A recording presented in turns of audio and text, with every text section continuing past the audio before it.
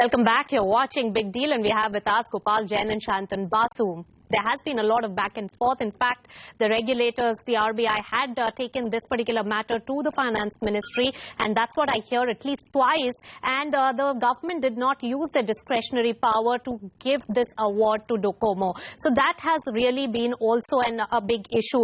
As far as a foreign investor is concerned, SAIONTON, what do you see as the legal course of action for Docomo in this particular case?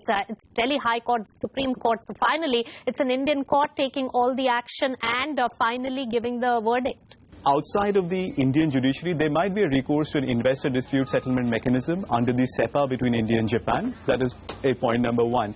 What could also happen is, just like Mr. Jain outlined clearly, that the government needs to take a decision. It is important to bear in mind that in 2015, the discretionary power was actually shifted from the RBI to the Ministry of Finance by the Finance Act of 2015 to actually regulate the flows of equity from foreign investors into India. So the nodal agency is now the Ministry of Finance and not the RBI. The RBI is the nodal agency for foreign debt and not foreign equity. Now that is point number two. Now if we juxtapose both these scenarios, what really comes out of it is that the top level of the government, the Ministry of Finance, now has the ability to take a decision in this matter. Now if they were to take a decision unilaterally and say, well, on a case-by-case basis, let us exempt the Tata Docomo transaction, I believe that could have several difficulties under the terms of some of the other bilateral investment treaties where the MFN or the most favored nation clause could be triggered if you were to provide a significant advantage. Because many investors from many different countries under different BITs are impugned in the same scenario as well.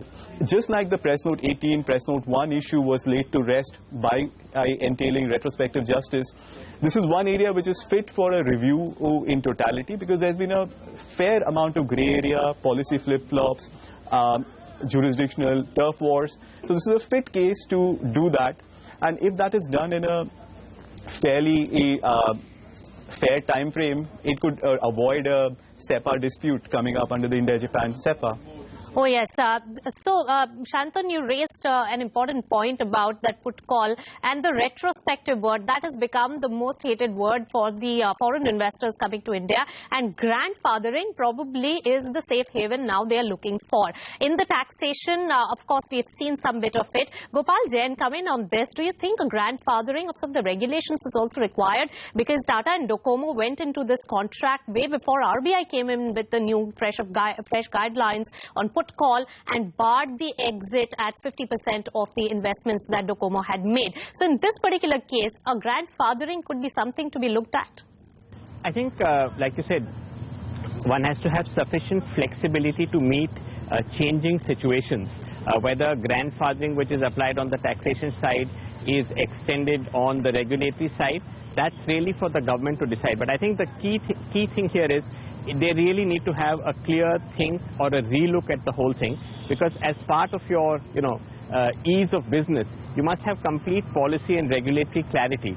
So that will really, the call that the government takes on it can put an end to controversies in the larger context. So one case has gone to dispute, there's an award, so there's a legal dimension to it, and the other, as you rightly said, is to create an overarching framework and environment which gives complete crystal clear clarity, which is transparent, so that you don't have such disputes coming up. And that needs to be addressed, and they must have a good, effective stakeholder consultation on this. And as you said, grandfathering could be one such solution, but they must think solutions so that this fire is doused and it doesn't become something which carries on and has a cascading effect going forward. Right. While I'm speaking to advocates, but let me be the devil's advocate in this particular case. Don't you think, GOPAL, Jain, that in this particular case, it is not in line with what RBI had tried to clamp down with the change in the put call guidelines? It's not that Docomo is making supernormal profits, even though the market cap of the invested company, Tata Tele, is really down below, and they are making losses and is a debt-laden company. What the foreign investor is really trying to do is protect his interest or safeguard his investments into the company. In this particular case, don't you think there could have been a little change in tweaking or some discretionary powers? No, I think you're looking at it in a very specific situation. I'll just slightly broad base it. when you have an equity investor who invests, he knows the regulatory regime, he knows the risks, and he executes a contract. So, as I said right at the outset, there will always be an element of risk. Now, the question is whether it was known upfront. It was not something which was hidden or which has come out of the way. I believe from what I read in the public domain, the Tatas had said, look, they were willing to make good that payment, but there were regulatory restrictions which was in the nature of a prohibition, or it imposed a certain limitation. So, I think the way you had started your question, those prohibitions, those limitations can be re-examined in the larger context, that this is a learning from a particular case.